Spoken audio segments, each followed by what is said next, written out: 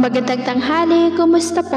Narito po ulit ang update natin para sa lagay ng ating panahon na kung saan sa ngayon po ay mayroon tayong frontal system na nag-i-extend po hanggang dyan sa may Bicol region. Gaya po ninyong nakikita, ang frontal system po ay nabubuo kung nagka-clash po ang warm and cold air masses at ang cold air po o yung amihan dito sa northern part ng Northern Luzon at warm air naman po o easterlies ang nandyan po sa silangang bahagi ng Southern Luzon at Visayas at umangat nga po ang ITCZ na nag-i-extend naman po dyan sa may silangang bahagi ng Visayas at nakapaloob pa rin po dyan ang isang banta ng sama ng panahon na patuloy po natin na binabantayan na nasa labas po ng ating area of responsibility at ito naman po ang pinapakita ng forecast model natin pong ginagamit hanggang po sa susunod na 2 linggo pero paalala lamang po na ito ay forecast lamang.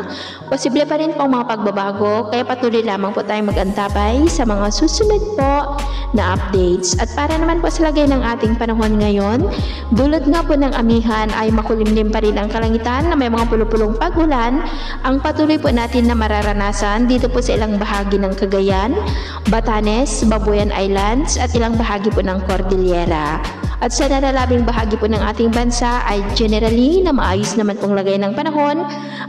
Mainit at malinsangan po ang panahon maliban lamang sa mga tsansa ng mga pulo-pulo na mga pag-uulan pero mga panandalian at mga mahihina lamang po dulot naman po yan ng mga localized thunderstorm. At sa atin naman po mga baybayin, dulot nga po ng amihan ay may kataasan pang mga alon sa seaboard po ng Batanes, Babuyan Group of Islands, Cagayan at Ilocos Norte na ang mga alon po ay posibleng aabot hanggang po sa 2.5 to 3.5 meters height. Kaya iwasan po muna natin ang pumalaot dyan, lalo na po sa mga mangingisda na gumagamit po ng maliliit na bangka para po makaiwas sa mga sakunang pangkaragatan. So yun po ng latest update natin sa araw na ito.